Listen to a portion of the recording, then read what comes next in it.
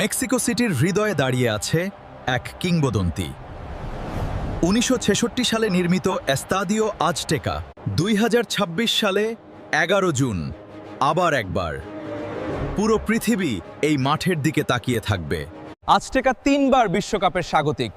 ১৯৭০-এ পেলের ব্রাজিল, ১৯৮৬-তে ম্যারাডোনার hand of god.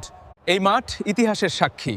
৮৭,৫০০ দর্শক ধারণ ক্ষমতার এই দানব সমুদ্রপৃষ্ঠ থেকে ২,২০০ মিটার উচ্চতায় অবস্থিত।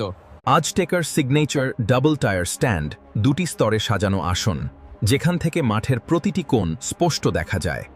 বিশাল ক্যান্টিলিভার ছাদ প্রায় ৫০% দর্শককে বৃষ্টি থেকে রক্ষা করে। ফিফা ২০২৬ উপলক্ষে পুরো স্টেডিয়াম ঢেলে সাজানো হয়েছে। উত্তর গ্যালারি আজটেকার সবচেয়ে উত্তপ্ত সেকশন।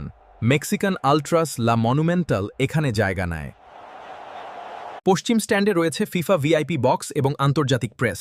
খেলোয়াড়রা পূর্ব উত্তর কর্নারের টানেল দিয়ে মাঠে প্রবেশ করবেন, সেই মুহূর্তটি হবে ঐতিহাসিক। ৩৮টি ক্যামেরা একসাথে সক্রিয়। স্পাইডার ক্যাম মাথার উপর দিয়ে উড়ে যায়, গোল পোস্টে লাগানো ক্যামেরা ধরে প্রতিটি শট। সবকিছু নিয়ন্ত্রিত হয় স্টেডিয়ামের বাইরে পার্ক করা বিশাল ওবি ভ্যান থেকে, যেখানে ডিরেক্টর প্রতি সেকেন্ডে সিদ্ধান্ত নেন কোন ক্যামেরা এয়ারে যাবে। এই পিচ তৈরিতে লেগেছে মাসের পর মাস পরিচর্যা।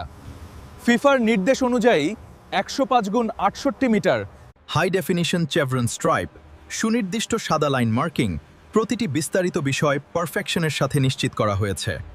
রাত নামতেই আজটেকা জেগে ওঠে। ৩৮টি ফ্ল্যাড লাইট মাঠকে দিনের আলোয় রাঙিয়ে দেয়। ৮৭,০০০ গলা একসাথে চিৎকার করে।